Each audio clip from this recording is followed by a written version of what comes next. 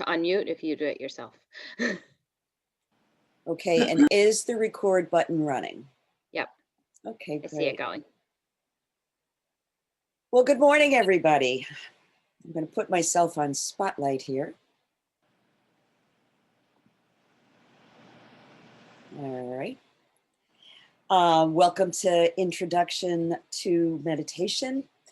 And for those of you, I think most of you know who I am, but I'm Judy England. I'm one of the nurses with the Albany NORC. And I focus on the health and wellness programs that we present, either presenting them myself or coordinating with other agencies to bring in topics that are of interest to you. The reason for this program is kind of an outgrowth. We showed a movie a while ago called My Year of Living Mindfully. And after the movie was over and we had our discussion sessions, there was an interest in learning more about meditation. And I realized that some of you already have a practice, some of you are brand new, some of you are just kind of curious. Some of you may have nothing better to do on this gray Albany morning and think this is a good place to hang out. So whatever your reason for being here, you're welcome.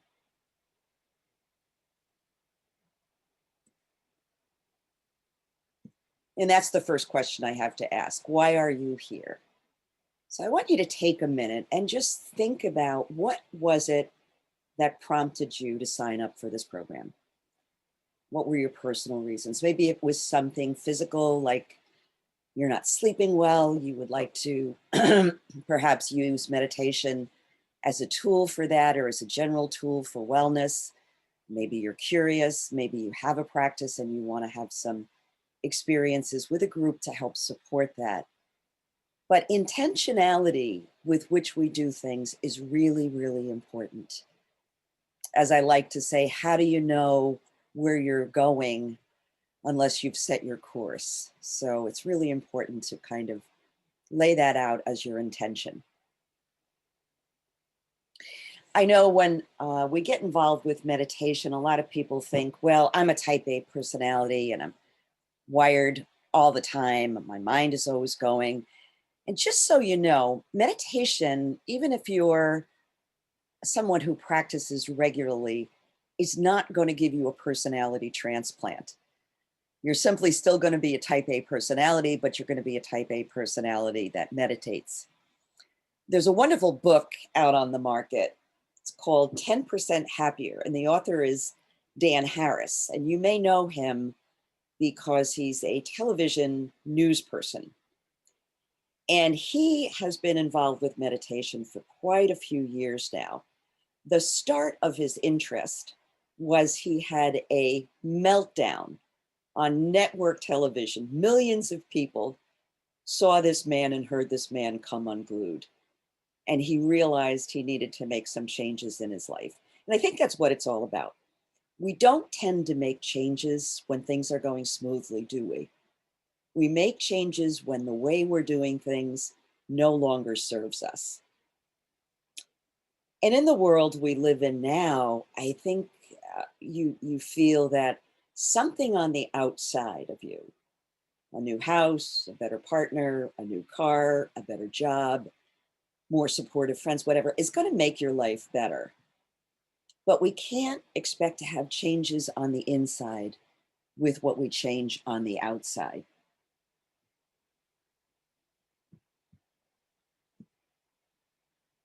So as I like to say, meditation doesn't make your life easier, but it makes you easier with the life that you have. And isn't that the key to all of this? We want to enjoy our lives more. We want to live them to the fullest. So what exactly are we going to be doing this morning? We're going to develop an understanding of how the mind works and how meditation can create positive changes in the way we think and act. We're going to understand how meditation may differ from other forms of relaxation that you might be familiar with. We're going to explore the practical aspects of meditation, such as when, where, how long to sit, those kinds of things. We're going to look at the stress response and how it relates to meditation. And we're going to practice some different techniques for meditation and mindfulness. And that mindfulness piece is going to become more prominent. This is an overview of the 3 sessions, so don't get overwhelmed. The mindfulness piece is going to come more into play in session 2 and 3. So we can look forward to that. And lastly, we're going to identify barriers to establishing a regular meditation practice, because my goal in facilitating this program is to give you the tools to establish your own practice. So now that you've signed up, now that you're here, I want to give you some bad news. Meditation can't be taught. There's only one way to learn to meditate, and that is to meditate, to practice yourself. What I can do is share with you the techniques that I know. So I'm here as a guide, but you are the one who knows yourself best. So you can find out through trial and error what is going to work best for you. Lastly, there's going to be no tests, but I am going to ask for homework, and your homework is going to be to practice. You know, just like anything else in life, we didn't learn to ride a bike overnight. We had to practice. We didn't learn how to do anything in one shot. We had to practice. Meditation is no different. But I do want to put your mind at ease. We talk about the practice of meditation, not the perfect of meditation. So please, please, please be kind to yourself during this program. So what do we know about the mind? Well, the mind is a very complicated thing, but in some ways it's actually quite simple. It's a great tool, but it is not a very good boss. It likes to drag us around all the time and generate a lot of thoughts that absolutely don't go anywhere. When I talk about the mind being a great tool, if you just think for a moment how powerful your thoughts are, I want you to think about a lemon. Okay, just imagine yourself holding that lemon, maybe smelling that lemon, taking a knife and cutting into the lemon and letting a little bit of that lemon juice rest on your tongue. Now, I would bet you that most of the people in the group are now beginning to generate a little saliva in their mouth just by thinking about what it's like to experience the presence of lemon juice in your mouth. So that's the power of the mind. What can the mind do? It judges, it compares, and it seeks to understand. All of the activities of the mind boil down to those 3 things. And also, the mind can only fully focus on one thing at a time. We like to think that we can multitask, and to some degree we can, but we can't really fully focus on more than one thing at a time. And I love this picture. So there's somebody and their dog going for a nice little walk. Who do you think is enjoying the walk more? Probably the 4-legged companion, because they're absorbed in what they're doing. Meanwhile, the human being is generating all these thoughts about what they need to do, where they need to go, what they need to buy, what somebody said to them earlier in the day, what they need to do later on in the day. Are they fully present? Really, no. So the mind can be full without being mindful.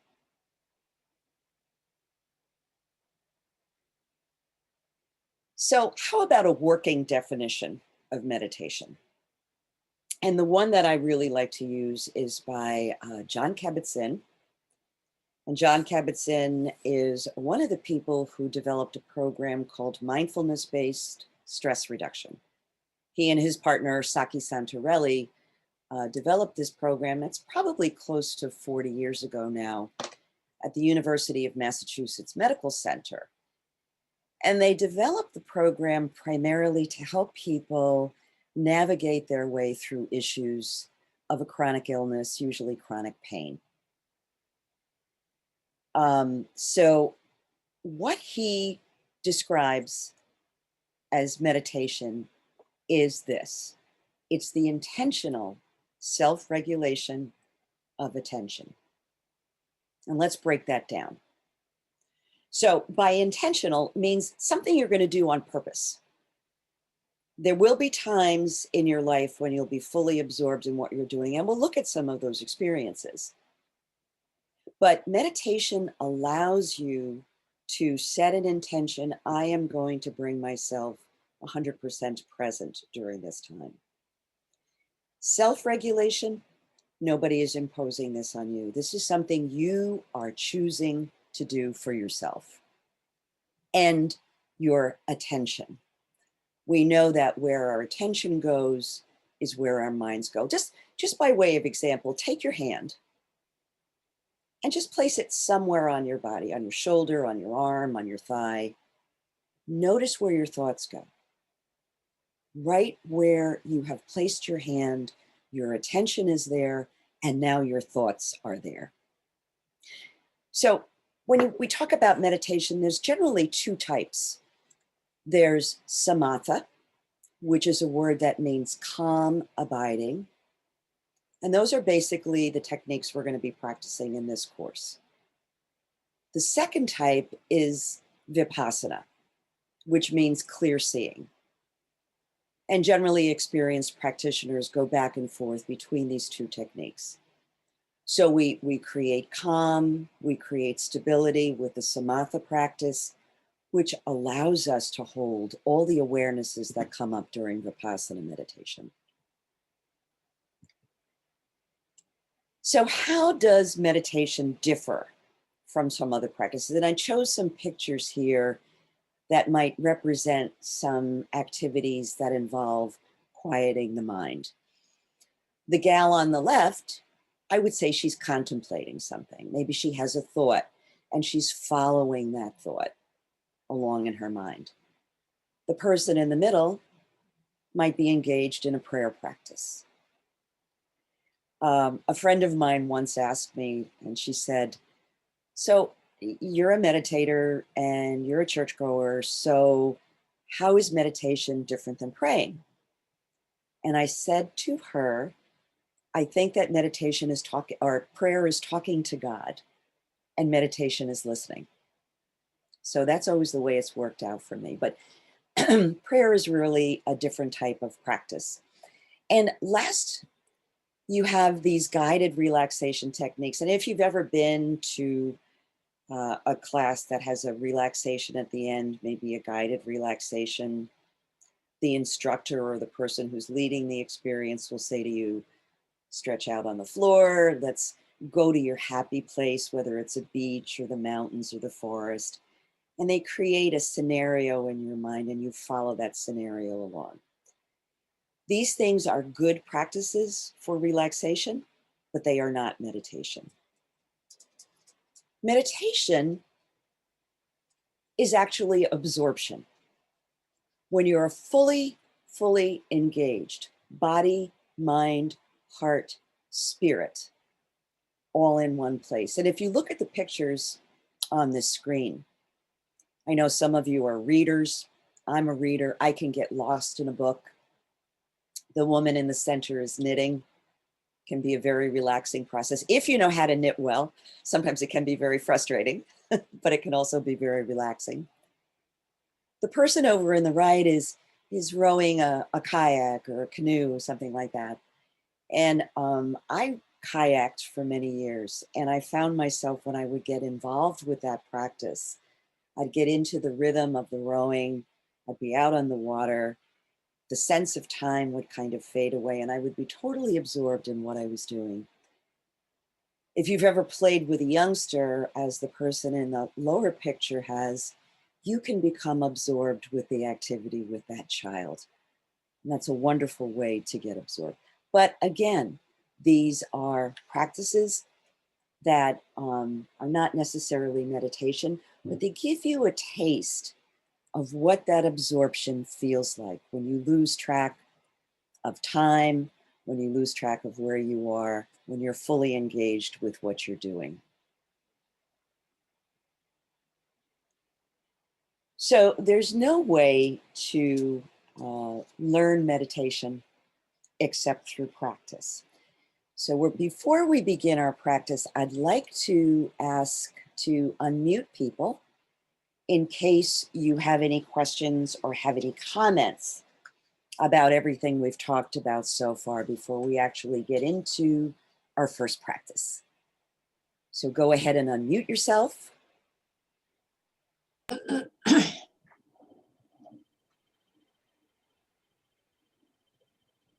Anybody have any comments or feedback or experiences with that sense of absorption that I was talking about?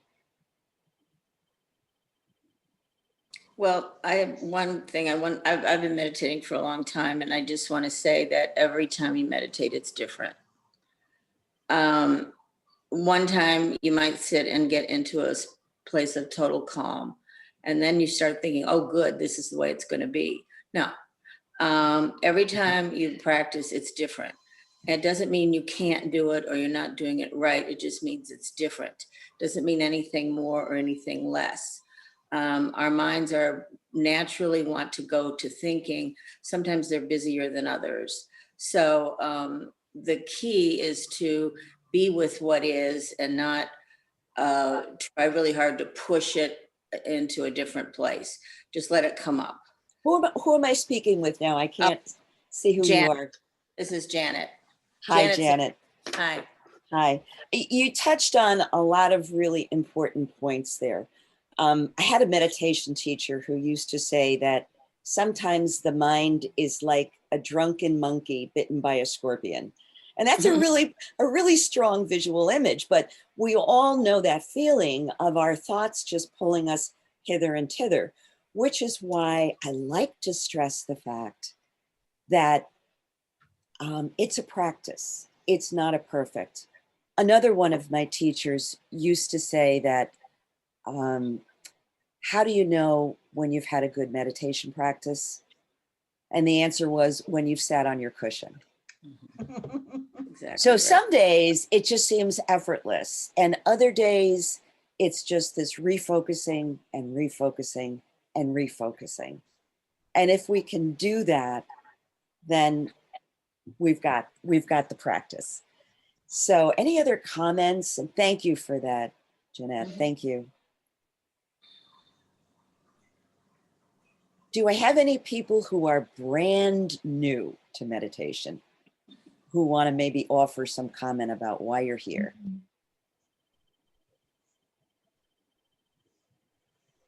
I'm brand new, but I don't have a comment. I'm just going to listen. Well, feel free to chime in when I open the mics again. So is everybody ready to practice? I think we can mute everybody. I have a question. Okay. Yeah, it's Patricia. Are you saying that, say, being fully absorbed in, say, a physical activity or something like that, or whatever activity, is a form or is not a form of meditation? Because you're fully present in that activity, fully engaged, your mind is totally there. So what's your comment on that? Is it not a form of meditation? Well, yes and no.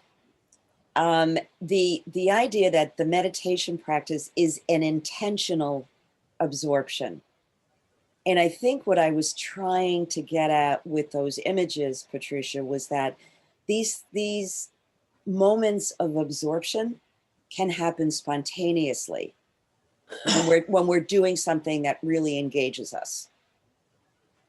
But what I'm offering is this is another way to do it intentionally. Well, I guess I just had a conversation this morning with somebody and they said, oh, I don't need to meditate. I do my exercise and I'm totally into it. That's where I go when I want my mind to go somewhere else. So how do you respond? How would you respond to that? Well, it's interesting because we are going to be doing walking meditation, which is a moving practice. It would be interesting to see, is this person a meditator at all? No.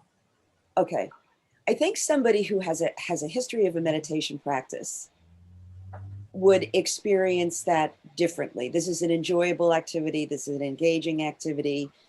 maybe it's helping get rid of some of my stress, but it's not exactly the same thing. When we're meditating, we're simply paying attention to whatever arises without judgment. And that's a different story. She is seeking a response. We are simply, when we're sitting and meditating, we are just allowing whatever arises to arise, whether it's a physical sensation, an emotion, a sensation, whatever. Well, just one more question Sure. along those lines. For instance, if I'm painting, I just let it go. What you're saying is I just let it happen. It's there, it happens. And that could be the same thing. Is it the same thing though? You see what I'm saying? Where It's kind of a fine line, isn't it? And if you're involved in your painting to the point where you're losing track of time, you're losing track of your surroundings. So wait, I was talking about kayaking before, and there is almost a sense of a little bit of a loss of self. Like when I was rowing that kayak, I was kind of one with the boat, one with the water that the boat was in. And perhaps when you're painting, it's almost as if your brush is an extension of yourself, that you're not guiding the brush, but you're just following along. Does that kind of describe what's happening? Yes. Okay. So Judy? For you, it is a type of meditation. Yes. It's Melanie. I Yes. have a parallel experience to Patricia. What I experience is usually, I can't do it right now, but I would get together with a bunch of friends and we'd be singing songs in Spanish together. And I would be one with them and one with myself, and I'd be totally absorbed. And time was stopped. My awareness of my surroundings was stopped. So it's a parallel in the music paradigm too, that you can get lost in that mindful experience with the music and feel like you're one with the others. But rather than feeling lost, because that to me has almost a negative connotation. I just probably used the wrong word. To use absorption. I feel like we're all together in that moment. So I blend it. It's a blending in with, I don't know, but okay. Absorption. Yeah. I prefer absorption for that reason, that it has a more positive connotation. Make sense? Absolutely. Okay. And it's just an example of something that feels so good and so centering. Centering is a really good word too. Anybody else have an experience of feeling that absorption or an activity that does that for you? And what do you notice about it? So my name is Wendy. And hi, Wendy. Hi. I've often felt that way playing sports and being absorbed in the activity. But I think what's interesting is that, my experience with meditation is it's not being involved in a particular activity, and it's about stopping. And like you said, just paying attention to where your mind is and being, letting thoughts go as they come in and just stopping. And I think hopefully when you get to the walking meditation, people will understand that. But the beauty of the experiences that people mentioned is about doing an activity, but being able to be in the present moment with that activity and being able to focus. So there's some similarities, but at least I see meditation as a different intentional practice. Yeah. And there's even been some discussion among people who are instructors in mindfulness and meditation. Is there actually a difference between mindfulness and meditation? And we'll look at that a little more deeply and have some conversation around that.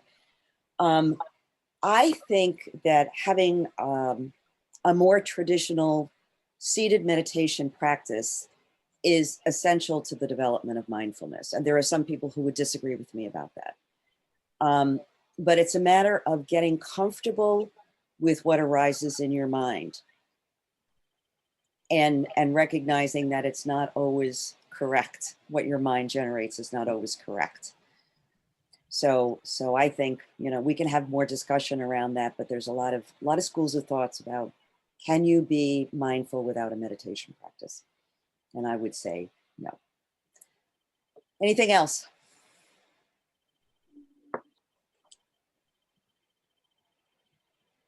All righty. So now is the time when we practice. And what I'd like you to do for the next few minutes is, first of all, to get comfortable. I would encourage you to remain seated. I know some of you like to lie down for meditation, but there's some risk with that you might fall asleep. You don't need your glasses, so you can take those off. Sit in a way in your chair that allows your back to be straight and your feet flat on the floor. And just take a few breaths and just settle in.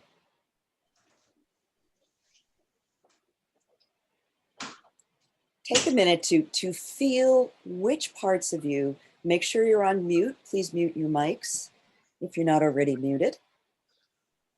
Thank you.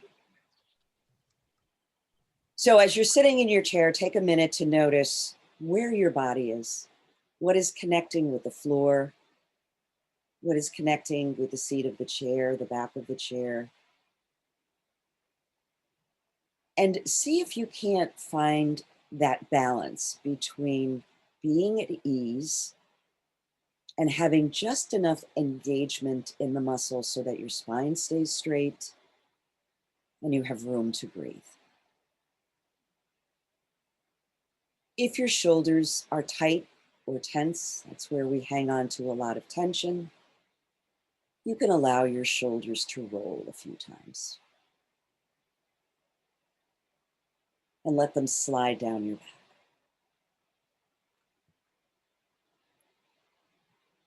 And then begin to turn all of your attention to the breath. You don't need to change anything about the way you're breathing right now. Just notice it. Where do you feel the breath coming in? Where do you feel it going out? Sometimes it helps to focus on the area right outside the nostrils, on the upper lip. As the breath comes in, it feels cool and dry. And as the breath goes out, it feels warm and moist.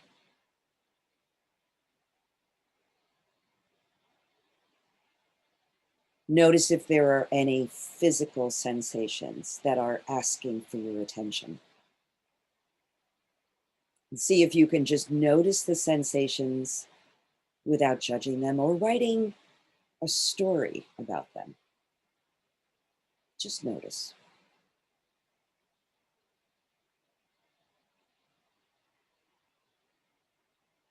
Become aware of any emotions that are present. And those emotions might live as a sensation in your body.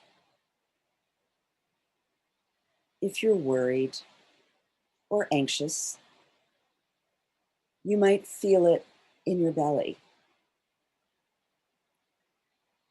If you're joyful or sad, perhaps it's the area around your heart. Just notice.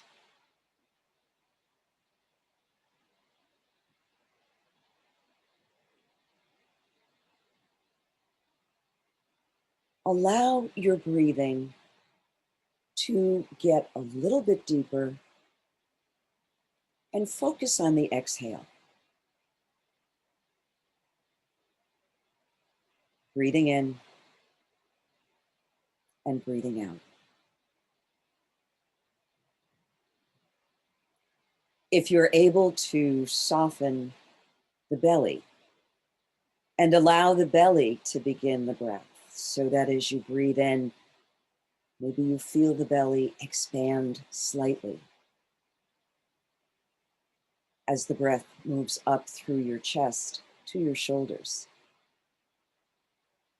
And then as you exhale, let the breath pour from the body, shoulders, chest, and belly. Breathing in and breathing out.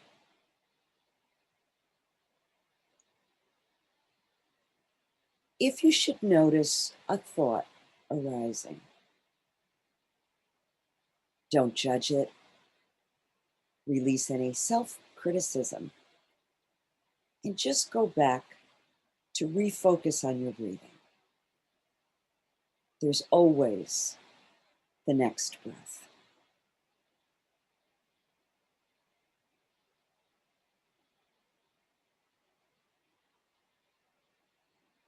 When you notice, come back.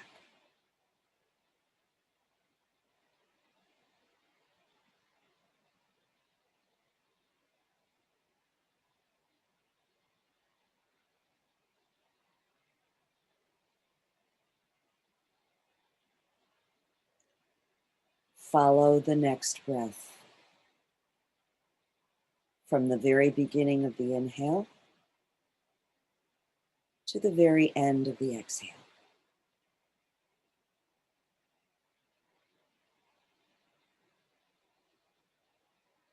One breath at a time.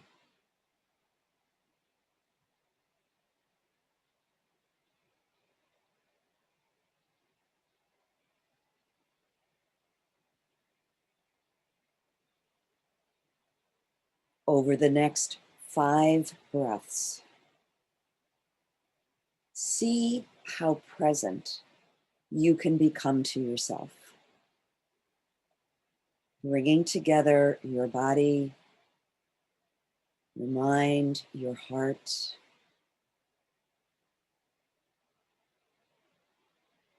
your emotions, all together.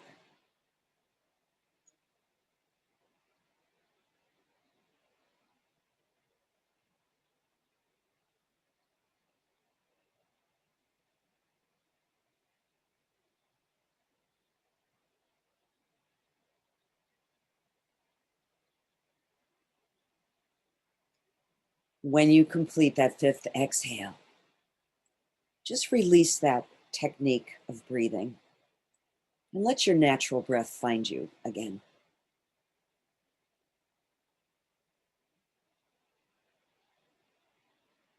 Begin to bring your awareness back into the room. You may notice some sounds in the distance, maybe the texture of your clothing against your skin.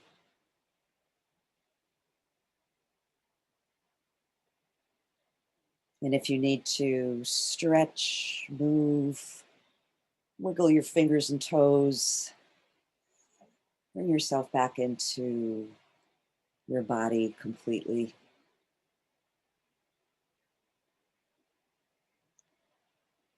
And then when you're ready, allow your eyes to open.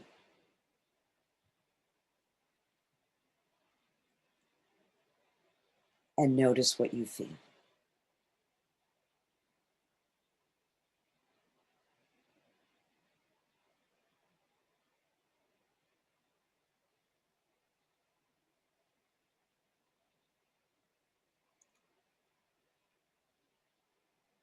So if everybody's back, I'd like to unmute and share a little bit about what that experience was like for you. What did you notice?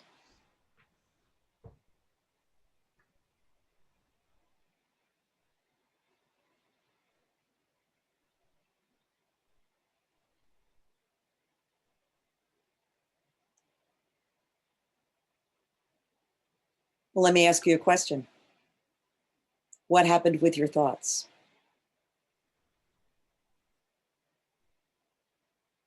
Feel free to unmute yourself.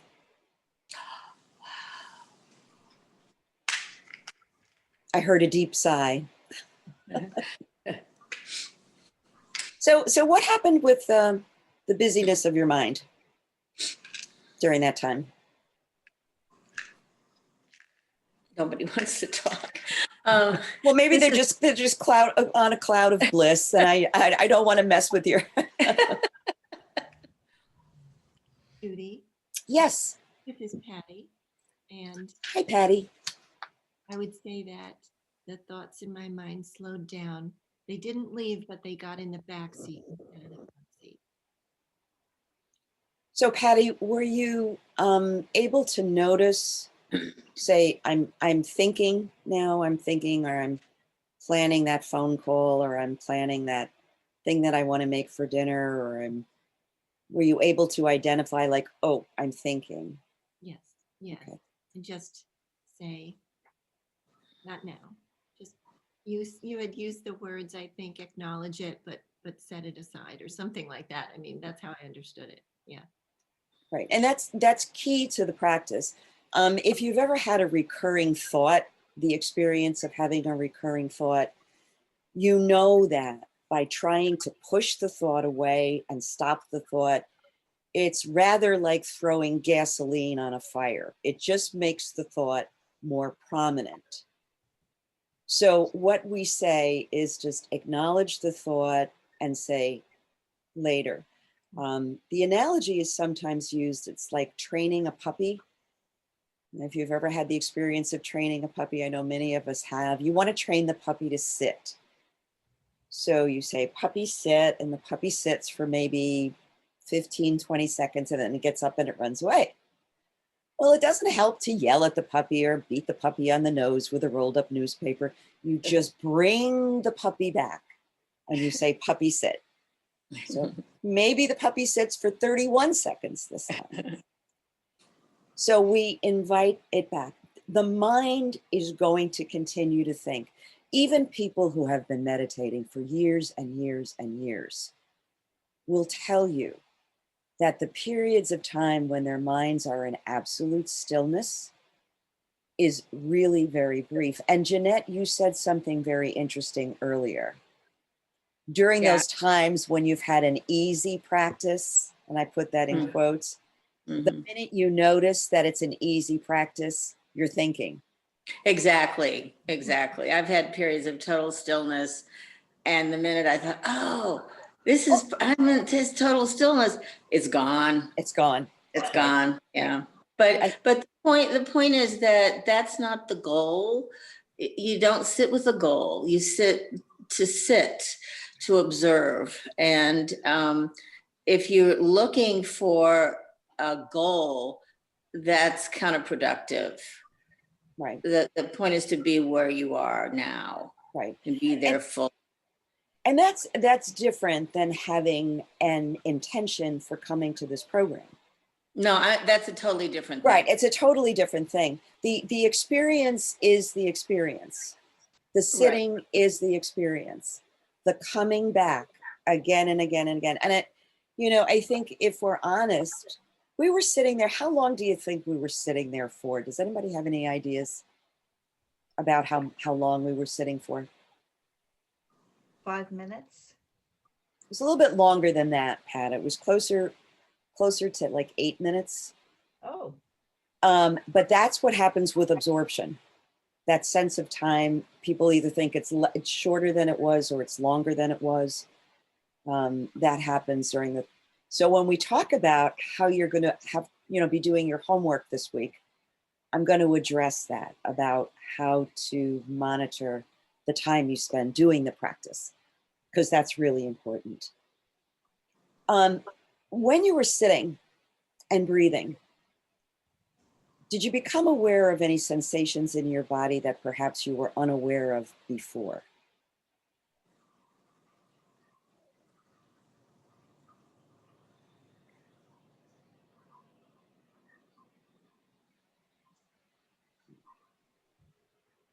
Sometimes that happens, though.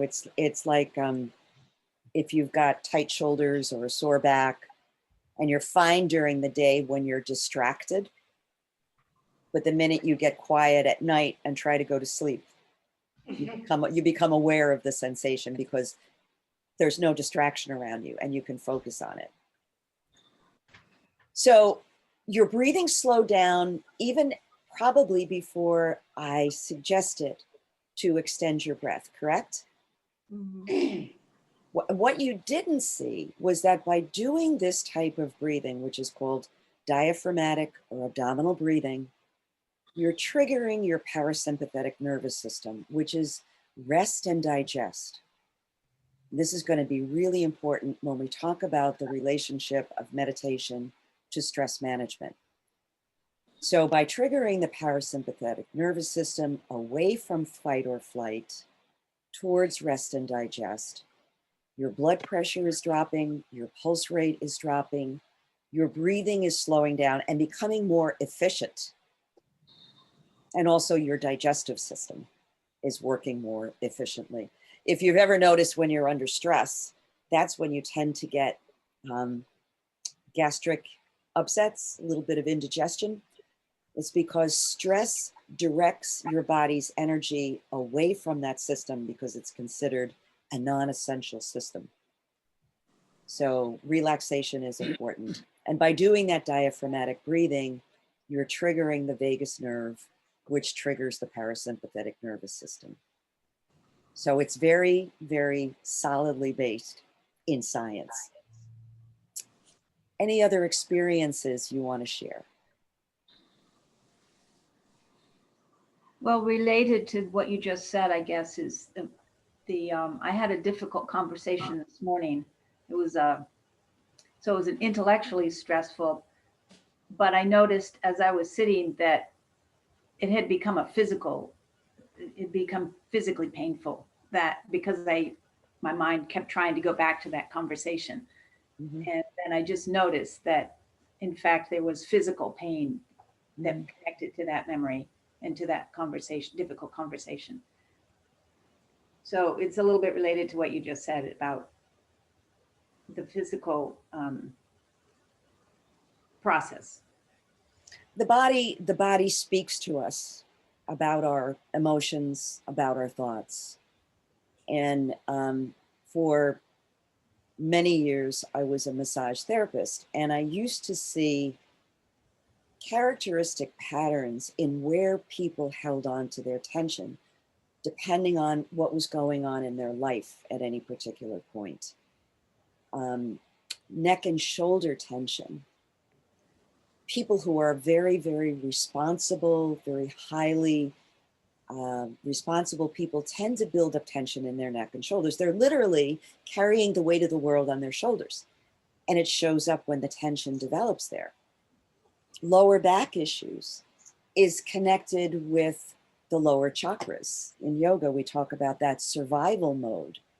It's connected with having a safe place to live, having enough money, having enough food to eat. And so people would come in for their sessions and say, I don't know what happened, but I have this horribly acute low back pain. Well, what's going on in your life? Well, I was just giving my notice that I was going to be laid off at work. And so it's interesting how certain things show up. If you've ever been really sad, where you feel that there's actually a physical constriction in your chest, that you can't draw in a complete breath. And when we talk about nervous tension, it's not unusual to hear people say, I have butterflies in my stomach, So the body speaks to us of what's going on in our life. And when we sit and when we notice, if we can notice without writing a story, I did make that suggestion. And I want to explain what that means if it kind of missed you when I said it. So just suppose I was sitting in meditation and all of a sudden I felt a very strong sensation in my shoulder. So that would be fine. It would be fine. I sit, I notice there's a sensation, but all of a sudden my thoughts kick in and it's like, ooh, why do I have this pain in my shoulder? Well, maybe it was because I was out doing this activity. And maybe that person really should have been helping me, but they weren't helping me. They weren't available. And I'm very angry about that. And maybe I shouldn't do that anymore. So that's the story.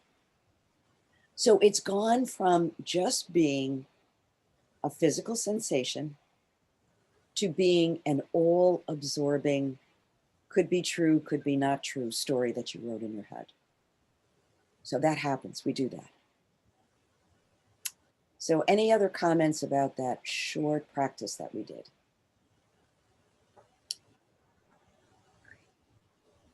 Let's talk about your homework. 5 minutes. How many minutes are there in a day? Does anybody know off the top of their head? I figured it out.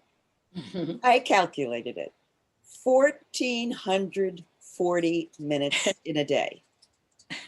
Now, do you suppose you can carve out, and I'm not going to say, can you find 5 minutes?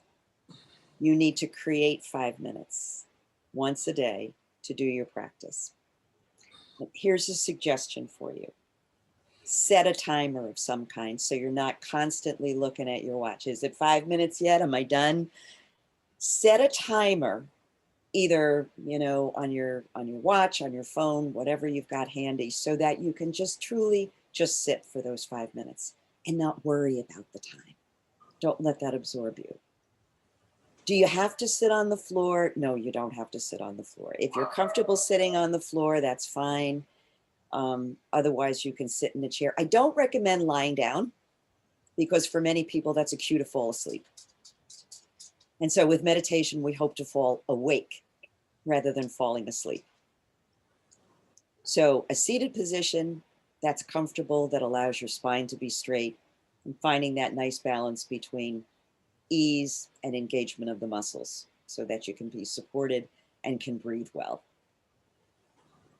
And I only say 5 minutes because this is a practice we need to expand. I mean, if you're an experienced meditator and you would like to sit longer than that, certainly be my guest. But for 1 week, just do the 5 minutes. Do it consistently.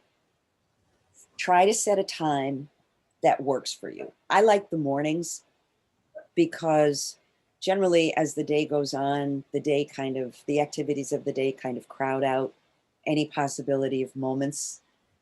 So, and it restarts your day with a lower level of tension, sort of like rebooting your computer in the morning. Try to go to the same place to do your meditation practice. And that's part of the conditioning that we do. We're very susceptible to routines. So if we go to the same place at the same time every day, your brain is going to begin to say, oh, this is when I sit, this is when I get quiet. My dog doesn't understand that. My dog is on steroids. Can you tell? She's got dog roid rage. But to make it a part of your routine and do that 5 minutes a day. If 5 minutes is easy for you, then next week you can increase it by a couple of minutes, 2-3 minutes, maybe even another 5 minutes. So any other final questions before we talk about what we're going to be doing next week? I just thought I wanted to bring up the fact that we're considering going to a workshop at the Unitarian. Well, it's virtual. Unitarian is sponsoring a mindfulness meditation workshop Friday and Saturday. It's very long. It's like 3 to 6 hours a day, but it sounds interesting. Who's leading it, Paul? Do you know? Sam Trumbor. Oh, Sam. Yeah, and we've been going to his Sunday morning meditations for the last several weeks, but I think it's Buddhist based. I can't find the exact information, but if you go to the Unitarian website, you'll get information about it. Yeah, Sam is an experienced meditator with a focus on mindfulness practices. So you would be certainly in very good hands, but that's kind of ambitious. Time-wise, if you can participate, let me just give you this as kind of a caveat from a meditator to not a regular meditator. If you can participate with a level of kindness and compassion towards yourself, understanding that you might not be able to fully get into it, then by all means go ahead. But if it's going to bring up a lot of self-criticism and self-judgment for you, I might reconsider. Does that make sense? Yes. Okay. So, any other questions, comments? Did you all receive the packet of handouts? Okay. So there's a lot of really helpful, supportive articles in there that you can read at your leisure to help you get an understanding and to raise any questions that you want to bring back to the group. Judy? Yes. Are those handouts online or paper? They are online. There should be a link when you received the link Oh, okay. to join the Zoom class. If you scroll down, if you Okay. click on that link, I think there's at least a half a dozen articles there Thank you. to support you. Also, I wanted to add, there's an app called Calm that is excellent they have something called the Daily Calm, and it's a guided meditation, something like what you did. So if people don't feel comfortable trying to do it by themselves, those little daily calm meditations can help you tell you how to focus on your breath and all of that. So it's a nice tool. Yeah, one of the sheets in that packet of information is resources for meditation. So there are some books, there are some CDs, and as with everything else in this 21st century, there's an app for that. And so there's lots of meditation apps out there. Some are better than others. Some are free. Some cost you a little bit to join, but whatever works for you. I think the thing that really is important to understand is that meditation is not a one-size-fits-all practice. Everybody has to find out what works for them. You know yourself better than anybody else, which is why next week we're going to be doing some walking meditation. So what I did prior to this was I recorded a short video, which will be part of the presentation next week to explain the logistics of how to do it. And then we'll do it together. If you use a cane or another assistive device, you can certainly still do walking meditation, maybe not exactly with the same body position as if you didn't have a device, but you can certainly do the walking meditation. And if you're not comfortable doing it, you can always just repeat the seated practice of breath awareness. So there's always alternatives. Like I said, it's not one size fits all. Are we doing the walking meditation indoors? Yes. Oh, okay. That's the cool thing about walking meditation.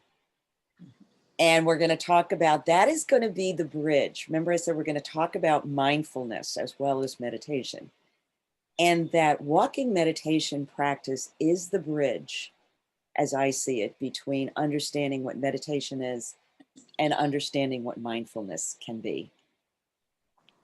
So yes, we're going to do it indoors. I'm not going to have you all get out your woolies and your boots and your hats and your scarves and traipse outside. For all I know, we might have a foot of snow by next Wednesday. Who knows? Not from my mouth to God's ears. I didn't say that. But yes, we'll be doing that. And we'll be talking more about the relationship of how meditation is useful in managing stress. So your homework, should you choose to accept it, is to sit for 5 minutes. Are we good? Yes. All right, everybody. Thank you. And know that if you would like, for whatever reason, to reach out to me during this week with questions, concerns, problems, issues, whatever, I am available by phone, by email, however you choose to reach me. I'm here. Have a great day. Namaste, everybody. Have a good day. Bye. Namaste. Namaste.